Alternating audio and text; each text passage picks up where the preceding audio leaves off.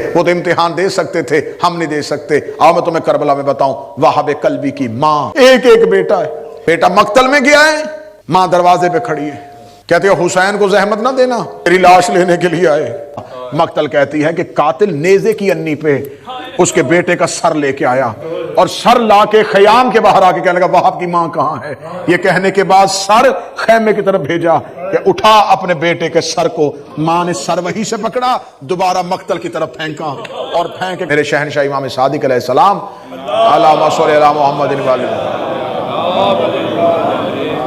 اپنی یونیورسٹی میں، اپنے ادارے میں بیٹھ کے درس دے رہے ہیں، لیکچر دے رہے ہیں، اور آگے بیٹھے ہوئے طلاب جن میں جابر بن حیان بھی بیٹھا ہوا ہے، وہ امام سے پوچھتا ہے کہ مولا آج اپنے شاگردوں سے امتحان لیجئے۔ امام نے فرمایا جابر تو بتا موت کسے کہتے ہیں، اور تو مجھے بتا زندگی کسے کہتے ہیں۔ توجہ ہے بات کی طرف؟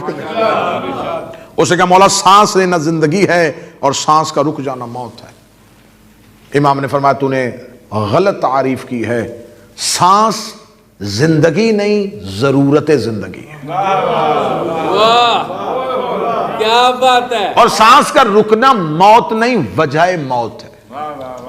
واہ کیا بات، ذہنی طور پر اپنے آپ کو امام کی کچہری میں لے جائیں کیا بات، کہ میں وہ جملے کوٹ کر رہا ہوں جو امام نے بولے تھے، آپ سمجھے آپ صدیوں پہلے بیٹھے ہیں اور امام یہ جملے ادا کر رہے ہیں۔ امام نے فرمایا سانس زندگی نہیں ضرورت زندگی ہے، اور رکنا موت نہیں وجہ موت ہے۔ مولا حرکت زندگی ہے، جمود موت ہے۔ فرمایا تحریک اور حرکت زندگی نہیں ضرورت زندگی ہے، واہ جمود موت نہیں وجہ موت ہے۔ وہ ایک ایک تعریف کرتا گیا امام، ایک ایک اصطلاح کا ترجمے کی تشریح بیان کرتے رہے۔ اس نے کہا مولا پھر آپ بتا دیجئے زندگی کسے کہتے ہیں۔ امام نے فرمایا جابر تو مان جائے گا اگر ہم بتائیں زندگی کسے کہتے ہیں؟ مولا کیسے نہیں مانوں گا، فرزند رسول آپ ارشاد فرما رہے ہیں۔ امام فرماتے جسے تم موت کہتے ہو اسے ہم زندگی کہتے ہیں۔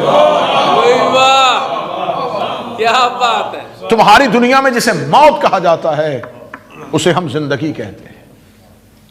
اس نے کہا مولا آپ نے بیان کر دیا، میرے قلب میں اتر گیا، لیکن مولا آپ کی زبان صادق ہے، آپ کے قول پر مجھے یقین ہے، لیکن جب یہ قول نقل کروں گا تو میری زبان تو صادق نہیں ہے، میرے سامنے بیٹھا ہوا مجھ سے دلیل مانگے گا، مولا میں اسے کیا دلیل دوں؟ امام نے کہا ہم تمہیں دلائل دیتے ہیں۔ جابر تم مجھے بتا جب تم دنیا میں آئے تو تم کیا کر رہے تھے؟ اس نے کہا مولا رو رہا تھا، صرف میں ہی نہیں ہر کوئی روتا ہے۔ امام کہتے پتا ہے کہ بچہ دنیا میں آتے ہی کیوں روتا ہے؟ مولا شعور ہی نہیں تھا، عقل ہی نہیں تھی، سوجھ بوجھ ہی نہیں تھی، کیا پتا کہ ہم کیوں رو رہے تھے اور کیوں ہر بچہ دنیا میں آ کے روتا ہے، اور اگر وہ روئے نہ تو اسے ہلایا جاتا ہے، کیونکہ رونا زندگی ہے۔ اگر وہ نہ روئے تو نہ ماں کے چہرے پہ مسکراہٹ آتی ہے، نہ باپ کے چہرے میں مسکراہٹ آتی ہے، کہ زندگی کی پہلی علامت ہی رونا ہے، گریہ زندوں کی علامت ہے، رونا زندگی کی علامت ہے، اسے ہلاؤ یہ کیوں نہیں رو رہا؟ امام نے فرمایا تو بتاؤ بچہ دنیا میں آتے کیوں روتا ہے؟ اس نے کہا مولا آپ بتائیے۔ امام فرماتے اس لیے کہ جب وہ شکم مادر میں رہتا ہے تو وہ یہ سمجھتا ہے کہ کل کائنات یہی ہے،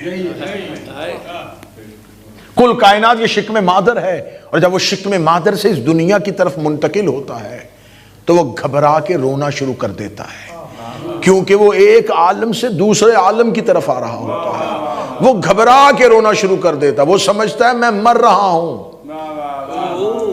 اور اس دنیا والے خوش ہو رہے ہوتے ہیں کہ یہ پیدا ہو رہا ہے، اور وہ گھبرا رہا ہے کہ میں مر رہا ہوں، کیونکہ وہ اپنی کائنات سے دوسری کائنات میں آ رہا ہے، وہ اپنے عالم سے دوسرے عالم میں آ رہا ہے، وہ گھبرا رہا ہے میں مر رہا ہوں، یہ خوش ہو رہے ہیں کہ یہ پیدا ہو رہا ہے۔ امام فرماتے جیسے تمہاری دنیا کے سامنے شکم مادر کی حیثیت ہے، ایسے ہی اس عالم کے سامنے اس دنیا کی حیثیت ہے۔ جب کوئی ادھر سے ادھر کی طرف جاتا ہے، ادھر والے رو رہے ہوتے ہیں کہ یہ مر رہا ہے، ادھر والے خوش ہو رہے ہوتے ہیں کہ اب پیدا ہو رہا۔ کیا بات ہے، سبحان اللہ۔ جسے تم زندگی کہتے ہو وہ زندگی نہیں. اصل زندگی تو پھر موت کے بعد شروع ہوگی، جس میں فنا نہیں ہے، جس میں بقا ہے، جس میں پھر سانس نہیں رکے گی، جس میں پھر دل نہیں گھبرائے گا، پھر ہمیشہ کے لیے بقا ہے اور اصل زندگی وہ ہے. امام فرماتے ہیں کہ جابر مشکل ترین لمحہ ہوتا ہے جب انسان پہ وقت موت آتا ہے. کیسا؟ امام فرماتے ہیں جیسے ایک ریشم کے کپڑے کو خاردار جھاڑیوں پہ رکھ کے کھینچو، جو حالت اس کپڑے کی ہوتی ہے وہ انسانی بدن کی ہوتی ہے. اس نے کہا مولا اتنی سخت ہے موت، تو آپ سے محبت کا فائدہ. آپ نے فرمایا تو نے انسان کی موت پوچھی ہے، مومن کی نہیں پوچھی. اب میں ایک منظر پڑھنے لگا ہوں، وہ منظر آپ کی آنکھوں کے سامنے آئے گا اور موت سے آپ کو محبت ہو جائے گی. امام فرماتے جب ہمارا مومن، ہمارا شیعہ، ہمارا محب، ہمارے اہل بیت سے محبت کرنے والا، ہمارے فرامین پہ عمل کرنے والا دنیا سے چلنے لگتا ہے، اس کی موت کا لمحہ قریب آتا ہے. تو موت ملک الموت لے کے آتا ہے، دیتا نہیں ہے. لے کے میں پھر لفظ کہوں گا، شاید آپ کا دھیان کہیں اور تھا. اسرائیل ملک الموت پیغام موت لے کے آتا ہے، موت نہیں دیتا. وہ پیغام موت لے کے آتا ہے. موت امر ہے اور اس کا حکم کسی اولے الامر کی طرف سے آتا ہے. یہی وجہ ہے کہ ہر مرنے والے کے سرحان کرسی علی کی آتی ہے، کیونکہ موت امر ہے اور علی. چلے میں اس کو اور آسان کروں. اس نے مرنے کے بعد کہاں جانا ہے؟ دفن ہونا ہے. دفن کہاں کیا جاتا ہے؟ زمین میں. موت کے بعد تراب کے حوالے ہونا ہے. اور علی ابو تراب ہے. بزرگوں سے دعا لینے کے لیے ایک آسان تیسری مثال دے دیتا ہوں. زمین کا انتقال تب تک ہوتا ہی نہیں جب تک مالک قریب نہ ہو. زمین اس وقت تک کسی دفینے کو قبول ہی نہیں کرتی جب تک مالک قریب نہ ہو. مولا فرماتے ہیں یہ ہے موت کا منظر جو میرے امام کی زبان سے. امام فرماتے ہیں جب ہمارا مومن، ہمارا محب، ہمارا چاہنے والا اس دنیا سے جاتا ہے تو علی کی اجازت کے بعد اسرائیل اس کے قریب پہنچتا ہے. امیر المومنین فرماتے ہیں، اور یہ جملے میرے امام کے ہیں، امام فرماتے ہیں کہ جب وہ موت کا پیغام لے کے جاتا ہے کہ میں فلاں محب کی روح قبض کرنے کے لیے جا رہا ہوں، تو یہاں پر علی جملہ تبدیل کرتے ہیں اور علی کہتے ہیں کہ آج تو ہمارے محب سے ملاقات کے لیے جا رہا ہے. یہ کہنے کے بعد امام اسے کہتے ہیں کہ جاؤ، جا کے اسے ہمارا پیغام دو. اب یہ جملہ سنیے گا اور آپ کو موت، کوئی گھر ایسا نہیں جس نے موت نہ دیکھی ہو. کئی لوگ ہیں جن کو آپ نے موت کے بعد ان کے چہرے کو دیکھا ہے اور آپ کی آنکھوں کے سامنے ان کا چہرہ آئے گا اور یہ جملہ اس کے اوپر ایک سند بن جائے گا. امام فرماتے ہیں وہ اسرائیل، وہ ملک الموت اس مرنے والے کے قدموں کی طرف جاتا ہے. قدموں کی طرف جانے کے بعد اپنے پروں کو اس کے پاؤں کے تلووں سے مس کرتا ہے. وہ مرنے سے پہلے اپنے پاؤں کی طرف دیکھتا ہے. ملک الموت اسے آسمان کی طرف دیکھنے کا اشارہ کرتا ہے. وہ اپنے قدموں کی طرف دیکھتا ہوا اپنی نگاہوں کو آسمان کی طرف لے کے جاتا ہے. مولا فرماتے ہم انوار کے حجابات سے پردے ہٹاتے ہیں، ہم اسے اپنا چہرہ دکھاتے ہیں. جب وہ ہمارا چہرہ دیکھتا ہے اس کے چہرے پہ ایک hلکی سی مسکراہٹ آتی ہے. علی فرماتے ہیں اسی مسکراہٹ کو ہم موت کہتے ہیں.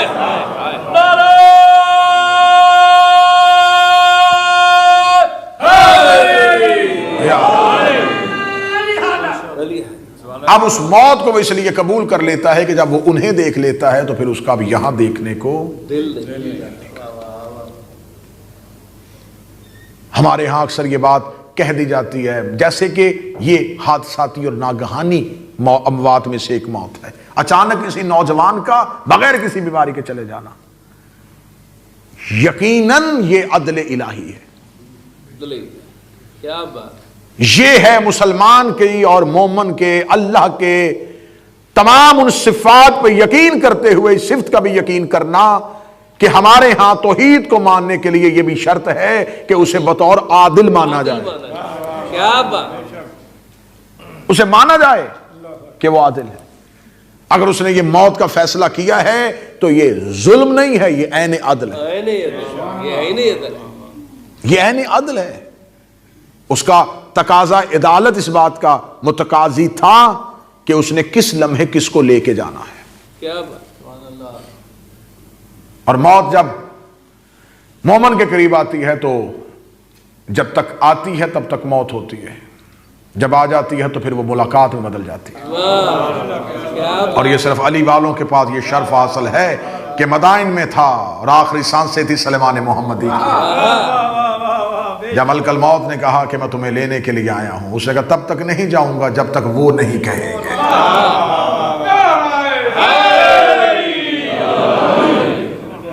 مرنے کے بعد قبر کے سوالات ہمارے پاس وہ پورا کوسچن پیپر موجود۔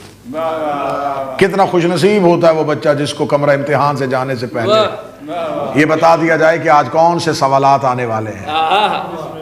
یہ ہے وہ خوش قسمت قوم جس کے پاس کمرہ امتحان قبر کا اس ایگزامینیشن ہال کا پیپر لیک ہو چکا ہے، اور ہمارے مولا ہمیں صرف سوال نہیں بتا کے گئے، جواب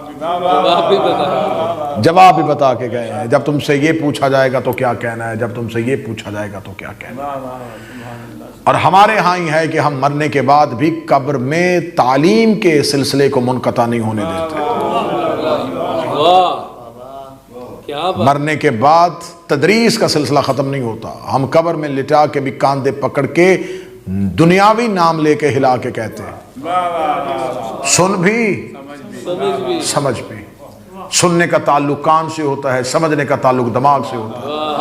ہم قبر میں لٹا کے اپنے ہر مردے کے شانے ہلا کے دے سن سمجھ سن سمجھ سن سمجھ، اور قبر کے کنارے کھڑا ہوا غیر شیعہ دیکھ رہا ہوتا ہے۔ یہیں سے وہ ہمارے مذہب کی ایک تبلیغ لے کے چلا جاتا ہے کہ جن کے مذہب میں گناہگار بھی مرنے کے بعد سمجھتا ہو، ان کے مذہب میں نبی کو بخار سے ہذیان نہیں ہو سکتا۔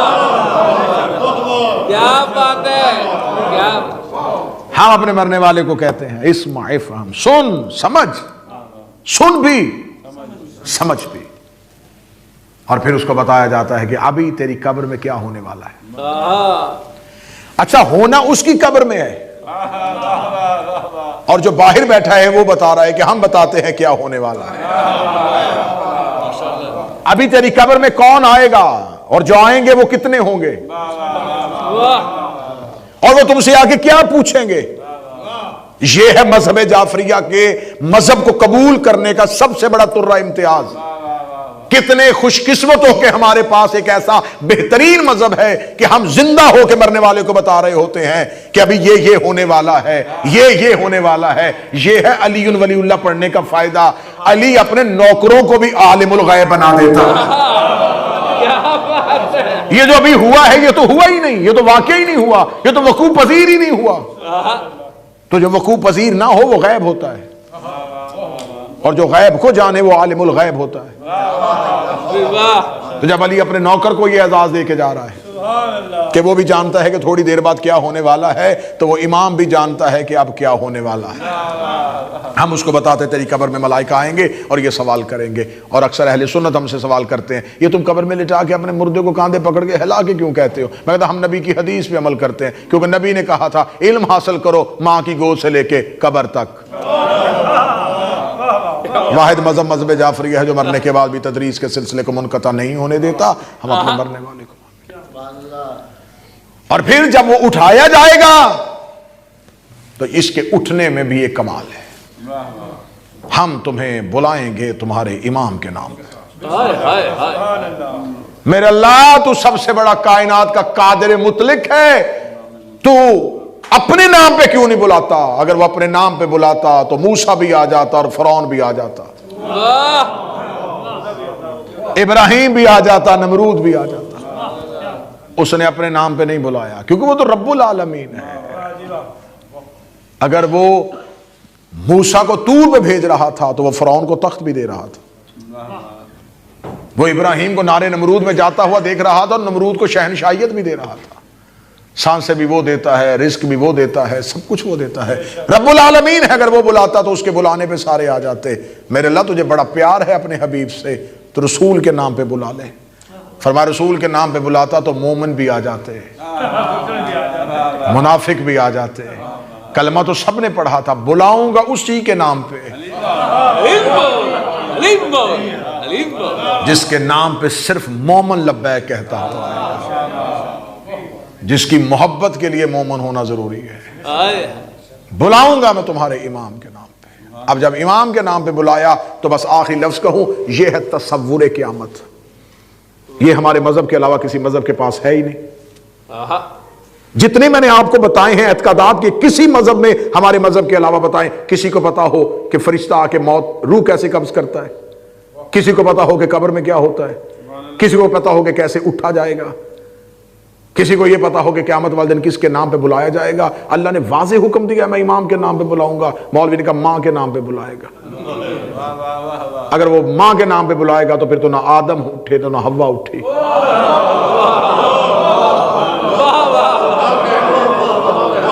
تو جس انسانیت کے ماں باپ ہی نہ اٹھے تو وہ بچے کیسے اٹھ سکتے ہیں؟ کتنی نافرمان ہے وہ اولاد جو ماں باپ کے بغیر اٹھ رہی ہے.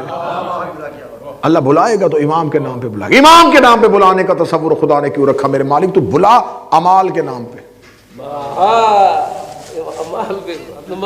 میں پھر لفظ کہہ دیتا ہوں، میرے مالک تو بلا امام کے نام پہ نہیں، امال کے نام پہ. نمازی آ جاؤ، روزے دار آؤ، الحاج آؤ، مساجد بنانے والے آؤ. کیا بات ہے. ہم ساری زندگی عمال کرتے رہے کہ جنت ملے گی عمال کی وجہ سے. تو نے بلا لیا امام کی وجہ پہ. تو میں جملہ کہوں خاموش رہو یا بول پڑو، جنت اعمال کی وجہ سے نہیں، امام کی وجہ سے ملے. اعمال قبول ہوں گے امام کے بعد. واہ کیا بات ہے. پہلے اعمال نہیں تولے جائیں گے، پہلے امام. سبحان اللہ. خدا نے پہلے اعمال دیکھنے نہیں، پہلے امام دیکھنا ہے. اردو میں سے ایک ضرب المثل پڑھ دو، دیگ میں سے ایک دانہ چکا جاتا ہے، وہ پوری دیگ کا ذائقہ بتا، امام ہی بتا دے گا کہ ماننے والے کیسے. اور خدا نے قرآن میں کہا ہے کہ کچھ امام ایسے ہوں گے جو اپنے ماننے والوں کو جہنم کی طرف لے کے جائیں گے. اس کا مطلب ہر امام جنتی نہیں ہے، کچھ امام جنتی بھی ہے. اچھا، دنیا میں کسی کو اپنے عقیدہ امامت پہ، اپنے امام پہ شک ہو سکتا ہے کہ میرا امام جنت میں جائے گا یا نہیں جائے گا، لیکن میرے مذہب سے نفرت کرنے والا بھی یہ جانتا ہے کہ ہمارا امام جنت جانے والا نہیں، جنت کا مالک ہے. کیا بات ہے سبحان اللہ. ہمیں کوئی گریبان پکڑ کے نہیں پوچھ سکتا کہ تمہارے ہاں ہیں، کیونکہ وہ بھی مانتا ہے کہ ان کے جو امام ہیں وہ جنت کے سردار ہیں، وہ جنت کے مالک ہیں، وہ جنت اور دوزخ کو تقسیم کرنے والے ہیں.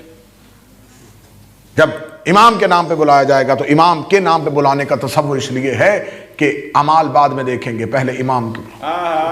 جس کا امام ٹھیک ہوگا اس کی عبادات ٹھیک ہوں گی.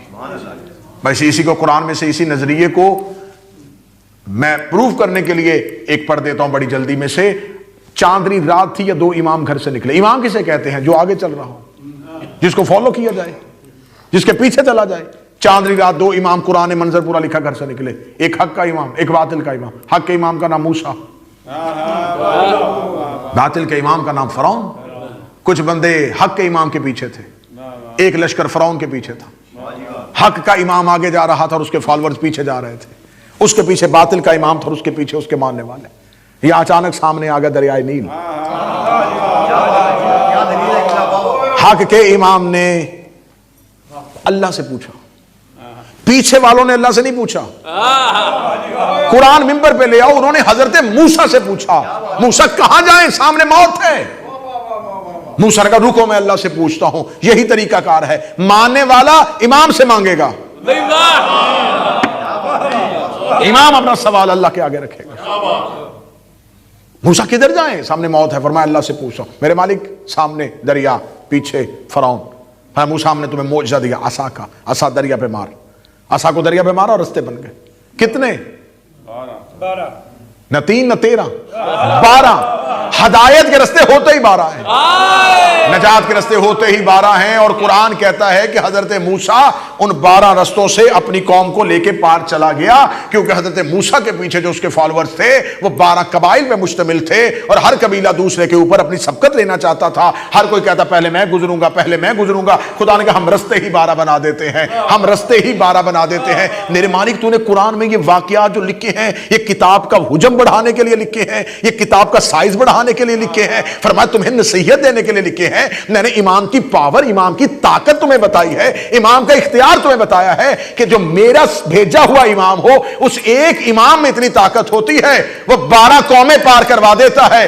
تو اگر ایک امام 12 قومیں پار کروا سکتا ہے تو 12 امام ایک قوم کو پار نہیں کروا سکتے۔ کیا بات ہے، حضرت موسیٰ کے پیچھے، حضرت موسیٰ کے پیچھے جتنے تھے سارے پار چلے گئے۔ کیوں؟ کوئی ایک بھی دریا میں نہیں گرا، سارے پار گئے۔ کیوں؟ امام ٹھیک تھا۔ اور جو فرعون کے پیچھے تھے سارے غرق ہوئے۔ کیوں میرے مالک؟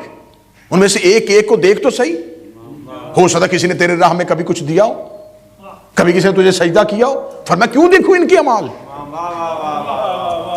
جب ان کا امام ہی ٹھیک نہیں۔ فرعون کا ایک بچا نہیں، موسیٰ کا ایک ڈوبا نہیں۔ کیا بات، موسیٰ کا آخری قدم نکال رہا تھا، فرعون کا آخری قدم رکھ رہا تھا، خدا نے نیل کی لہروں کو کہا مل جاؤ۔ خدا نے کہا اس لیے کہ ہم نے اس دن موسیٰ اور فرعون کو دیکھا تھا، موسیٰ اور فرعون کے پیچھے والوں کو دیکھا ہی نہیں۔ ہم نے دیکھا ہی نہیں کہ موسیٰ کے پیچھے کون آ رہا ہے اور فرعون کے پیچھے کون آ رہا ہے، ہم نے یہ دیکھا موسیٰ اور فرعون، موسیٰ اور فرعون۔ اور خدا کہتا قرآن میں ہم نے اس دن دریا کی لہروں پہ وحی کی تھی، ہم نے اس دن ڈائریکٹ حکم دریا کو دے دیا تھا کہ موسیٰ والوں کو چھیڑنا نہیں ہے اور فرعون والوں کو چھوڑنا نہیں ہے۔ اس کا مطلب ہے کہ اللہ امام کے بدلے میں پانی پہ وحی کر سکتا ہے تو اللہ قیامت والے دن جہنم کی آگ پہ بھی وحی کر دے گا۔ اگر پانی پہ وحی ہو سکتی ہے تو آگ پر بھی وحی ہو جائے گی کہ علی والوں کو چھیڑنا نہیں ہے اور علی کے دشمنوں کو چھوڑنا نہیں ہے۔ کیا بات ہے، اور امیر المومنین کے بارے میں رسول کا فرمان یا علی انت قسیم النار والجنہ، اے علی تو جنت اور دوزخ تقسیم کرنے والا ہے۔ اور ہمیں جہاں بھی میں نے حدیث کی کتابوں میں جہاں بھی پڑھا وہاں یہ لکھا کہ امیر المومنین پل صراط پہ کھڑے ہوں گے اور پل صراط پہ کھڑے ہو کے علی جہنم کو کہہ رہے ہوں گے یہ تیرا ہے، یہ میرا ہے، یہ تیرا ہے، یہ میرا ہے، یہ تیرا ہے، یہ میرا ہے۔ میں تو ہمیشہ یہ سوچتا ہوں کہ اگر مولا تقسیم کرنے والے ہیں تو مولا یہ کیوں نہیں کہہ رہے جہنم یہ تیرا ہے، جنت یہ تیرا ہے، جہنم یہ تیرا ہے، جنت یہ تیرا ہے۔ علی جہنم کو تو کہہ رہے ہیں یہ تیرا ہے، اس کو میرا۔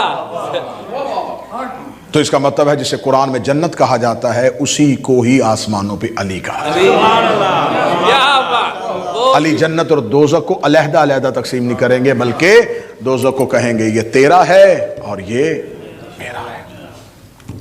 ہمارے ہم موت برحق ہے، موت وعدہ پروردگار ہے، موت ایک حقیقت ہے، لیکن اہل بیت کی محبت، کربلا کی کہانی، کربلا کے مکتب نے ہمیں موت کے حوالے سے اتنا طاقتور بنا دیا ہے کہ کربلا میں ہر طرح کا لاشا ہم نے اٹھتا ہوا دیکھا ہے۔ کربلا صرف رونے کا نام نہیں، کربلا درس انسانیت کا نام ہے، کربلا شعور بندگی کا نام ہے، کربلا معراج انسانیت کا نام ہے، کربلا انسان کے شعور کے بالغ ہونے کو کہتے ہیں کہ ہم اپنے شعور کو اتنا بالغ کر لیں کہ حسین ابن علی نے ہر طرح کے لاشے کو اٹھایا۔ آج اگر ہمارے گھر سے خاکم بدہن کسی گھر سے کسی بچے کا لاشا اٹھے تو ہمارا رخ سیدھا کربلا جاتا ہے، ہم کہتے ہیں حسین مشکل تھا تیرے لیے اصغر کے گلے سے تیر کھینچنا۔ بے شک جوان کی موت ہے، باپ کے لیے صدمہ ہے، بڑا صدمہ ہے، لیکن یقیناً ایسا جیسا مجھے نسیم نے بتایا یا میں اکثر جگہوں پہ ہوتا ہے جب خدا نہ کرے حادثاتی طور پر کسی کے بچے کو ہاسپٹل جانا پڑے یا کوئی اولاد ماں باپ کو لے کے جائے تو ڈاکٹرز اینڈ ٹائم پہ باپ کو باہر بھیج دیتے ہیں، کیونکہ مشکل وقت میں باپ سے بیٹے کے علاج کے ساتھ ہوتی ہوئی وہ چیزیں بھی برداشت نہیں ہوتی۔ وہ کہتے پہلے اس سے بھیجے، اسے کہیں باہر جائے تاکہ یہ جائے گا تو ہم آرام سے کچھ کر سکیں گے۔ باپ کے ہوتے ہوئے ڈاکٹرز بیٹے کو انجیکشن بھی نہیں لگاتے کہ یہ باپ سے دیکھا نہیں جائے گا۔ مشکل تھا قاتلوں کے درمیان بیٹھ کے جوان بیٹے کے جگر سے برچھی کا پھل نکالا۔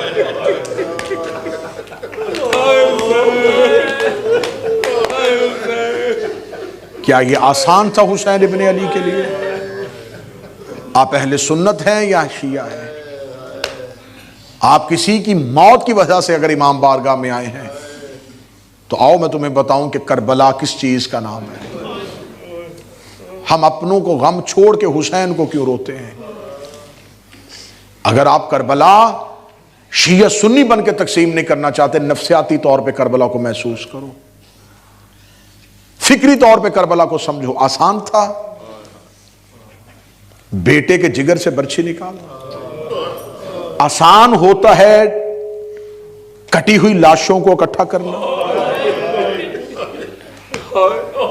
ہر طرح کا امتحان دیا ہے حسین نے، اور مہینوں میں نہیں دیا، گھنٹوں میں دیا۔ چند گھنٹے حسین کربلا میں یوں کھڑے ہوئے ہیں، میرے مالک جو امتحان تو نبیوں سے لیتا رہا ہے وہ اکیلے حسین سے لے۔ اس لیے تو ہم قبر حسین پہ کھڑے ہو کے زیارت وارثہ پڑھتے ہیں، آدم کا وارث بھی تو ہے، نوح کا وارث بھی تو ہے، ابراہیم کا وارث بھی تو ہے۔ حضرت اسماعیل علیہ السلام کی گردن پہ چھری چلی نہیں تھی، باپ نے صرف رکھی تھی۔ کتابیں کہتی ہیں جتنی دیر ہاجرہ زندہ رہی بار بار جا کے کہتی اسماعیل ایک دفعہ یہاں سے کپڑا ہٹا، میں تیرے وہ جگہ دیکھوں جہاں چھری رکھی تھی۔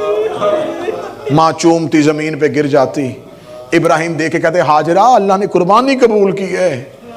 کہتی ہے ابراہیم میں اس بات پہ روتی ہوں اگر چل جاتی میں ہاجرہ کہاں جاتی؟ جو بیٹے کی چھری برداشت نہیں کر رہی یہ ماں اور تھی۔ کربلا کی ماں کہہ رہی تھی حسین لاش مقتل میں چھوڑا۔ یہ تو یہ کہا جائے کہ نہیں وہ تو امام کے گھر والے تھے، وہ تو اہل بیت سے محبت کرتے تھے، اہل بیت تھے، اللہ سے محبت کرتے تھے، وہ تو امتحان دے سکتے تھے، ہم نہیں دے سکتے۔ آؤ میں تمہیں کربلا میں بتاؤں وہاب قلبی کی ماں، ایک ایک بیٹا ہے، بیٹا مقتل میں گیا ہے، ماں دروازے پہ کھڑی ہے، کہتے ہیں حسین کو زحمت نہ دینا، تیری لاش لینے کے لیے آئے۔ اتنا دور جا کے گرنا کہ قاتلوں کی بھیڑ میں حسین کو تو نظر نہ آئے، اور اگر قریب گرا تو امام سے پہلے ماں آئے گی تیری لاش اٹھانے کے لیے۔ وہاب کی ماں ٹیلے پہ کھڑی ہو کے بیٹے کی جنگ دیکھ رہی تھی، بیٹے کو گھوڑے سے گرتا بھی ماں نے آنکھوں سے دیکھا، ایسے بیٹا گھوڑے سے گرا ہے، ماں کی نگاہیں آسمان کی طرف گئیں، رو کے کہتی ہے میرے اللہ میری قربانی قبول کر لینا، میرے آقا اور میرے مولا کو مجھ پہ راضی کر دینا۔ یا پھر ایک قیامت خیز اور دل خراش منظر دیکھنے میں آیا، مقتل کہتی ہے کہ قاتل نیزے کی انی پہ اس کے بیٹے کا سر لے کے آیا، اور سر لا کے خیام کے باہر آ کے کہنے لگا وہاب کی ماں کہاں ہے؟ یہ کہنے کے بعد سر خیمے کی طرف بھیجا کہ اٹھا اپنے بیٹے کے سر کو۔ ماں نے سر وہیں سے پکڑا، دوبارہ مقتل کی طرف پھینکا، اور پھینکے گا جو چیز ہم حسین کو دے دیں، جو شے ہم حسین کے نام پہ قربان کر دیں وہ ہم واپس نہیں لیا کرتے۔ مجھے حکم دیا بھائیوں نے کہ علی اکبر کے مصحف پڑھ دیجئے، قاسم کے مصحف پڑھ دیجئے۔ حضور ہمارا غم بڑا چھوٹا ہے، ہمارا زخم بڑا چھوٹا ہے، جس مرہم کو آپ استعمال کرنا چاہتے ہیں وہ مرہم بڑی ہے۔ اگر آپ چاہتے ہیں کہ آپ کے بیٹے کی موت کو علی اکبر کی شہادت سن کے مندمل کیا جائے، اکبر کی شہادت بڑی دردناک ہے، یہ وہ شہادت ہے جس سے قبر میں حسین آج بھی رو رہا ہے، جسے مولا حسین نے، میں علماء کرام کے درمیان کھڑا ہو کے کہہ رہا ہوں کربلا واحد جگہ ہے جہاں امام حسین نے ایک دفعہ بھی بد دعا نہیں دی، بس شکر کی تسبیح، شکر میرے اللہ، شکر میرے اللہ، شکر میرے اللہ، شکر ہے میرے اللہ۔ واحد ہے جب اکبر کی لاش پہ آئے ہیں، حسین نے اکبر سے قاتل سے کہا خدا تجھے برباد کرے، صرف ایک لاش ہے جس پہ کے حسین نے بدوا دی ہے، وہ ہے علی اکبر کی لاش۔ میں شہادت نہیں پڑھوں گا، میں 2-3 درد پڑھ لوں گا تو سمجھ لینا۔ اکبر کی لاش پہ آ کے حسین نے قاتل کو بدوا دی ہے۔ حسین نے کہا خدا تجھے برباد کرے، اور تو نے میرا اتنا حسین بیٹا مار دیا۔